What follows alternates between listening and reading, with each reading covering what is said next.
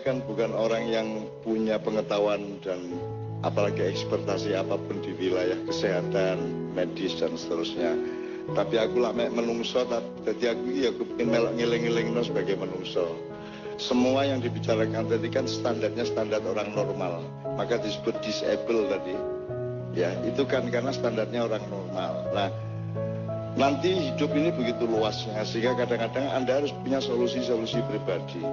Awakmu bayangno koyo sing dicapai oleh rombongan yang di mana tadi dari China itu juga jangan kagum-kagum amat, karena sehari-harimu nanti kamu akan bergaul sama hatimu sendiri, sama siang malammu sendiri. Jadi itu semua juga jangan terlalu dijadikan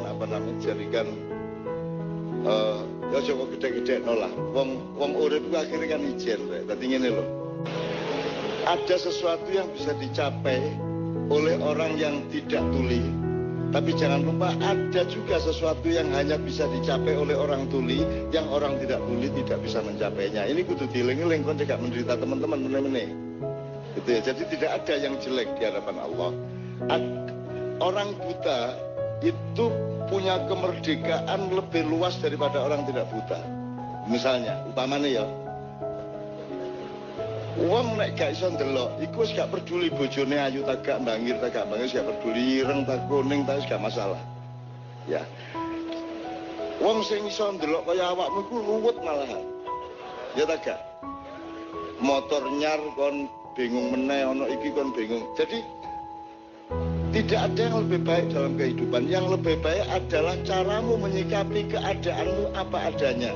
Dari situ kamu mencari kebijaksanaan dan mencari kegembiraan sampai kebahagiaan. Aku takut beberapa hal ini. Saya juga tidak sedang apa ya.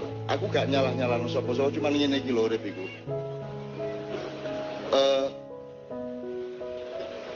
Menungso iku makhluk jasmani apa rohani? Rek.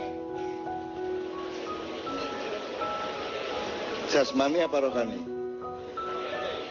Nah, sing primer jasmani ta rohani, ngono wis. Kedua, utamane dhek makhluk jasmani apa utamane dhek makhluk rohani?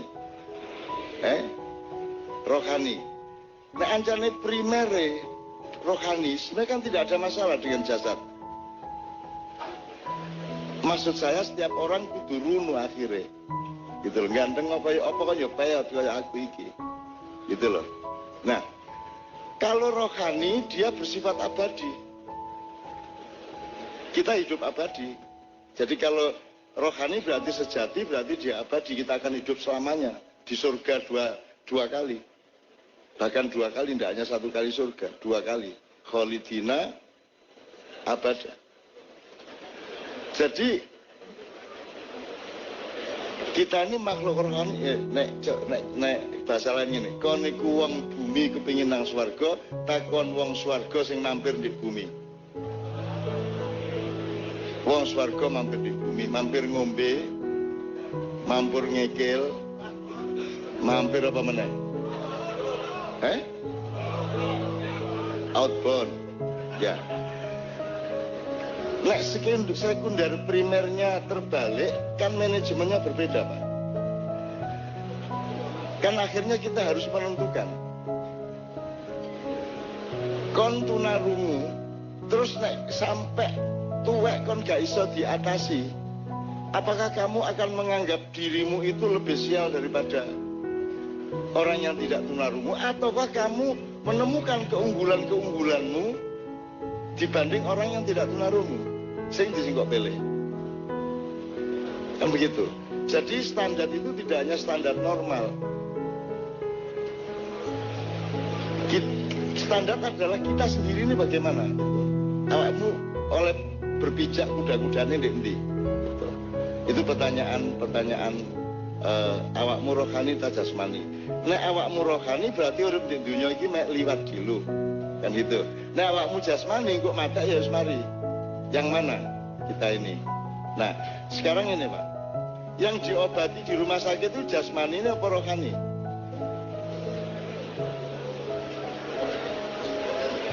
Ini juga saya tidak nuntut rumah sakit untuk rohania ya enggak ya.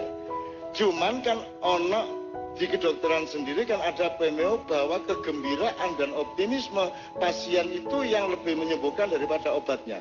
Betul enggak? Nek kon nelongso ngersula nemen merasa sial, merasa gak tepak uripmu, ya kon loro. Kan gitu. Jadi kan ada disebut apa Pak itu namanya Pak. Jadi ada faktor-faktor psikologis yang juga sangat ikut membantu seseorang menyembuhkan dirinya. Gitu. Jelas ya? Oke, tak lengkapi situ ngene. Iso tak gak dokter menyembuhkan? Bisa nggak rumah sakit menyembuhkan orang sakit? Yang bisa apa?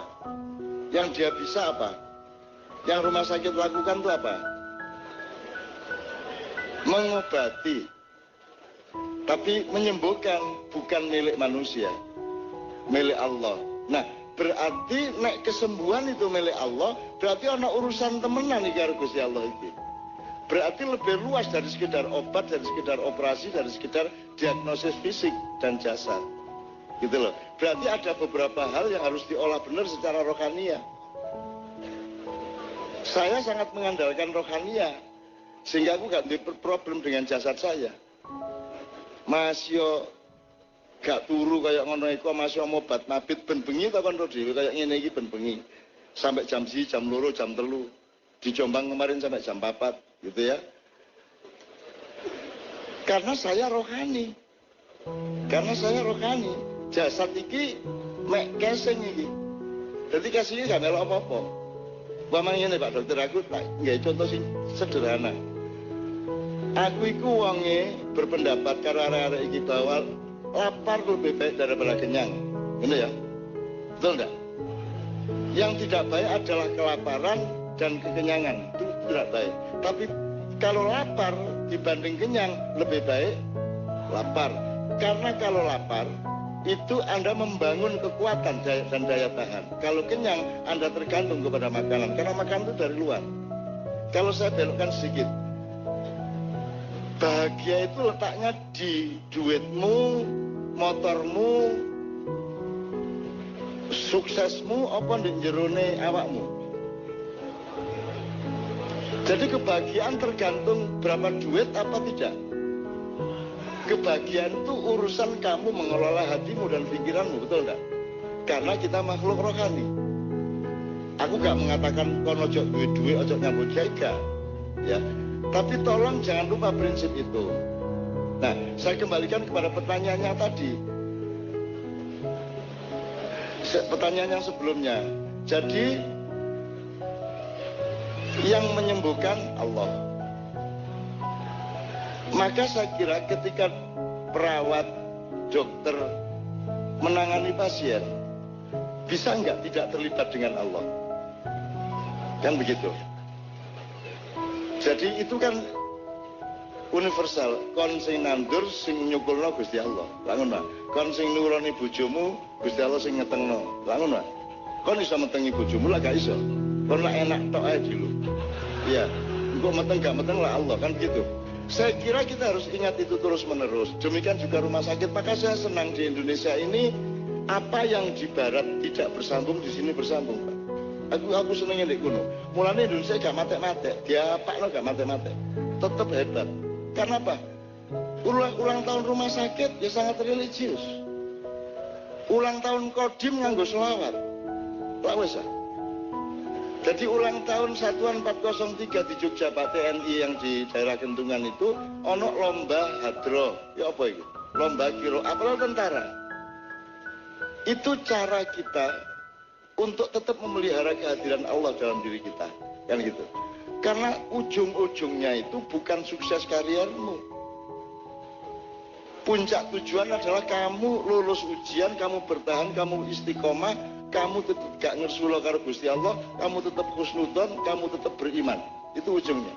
Karena kita adalah makhluk rohani yang akan mentransformasi diri kita untuk hidup di dalam rentang keabadian yang sangat panjang. Dan kita harus siap untuk itu. Nah untuk itu saya ingin rek, tegak dawa-dawa engko apa jenenge? Engko dadi ceramah, iki tegak dadi ceramah ya.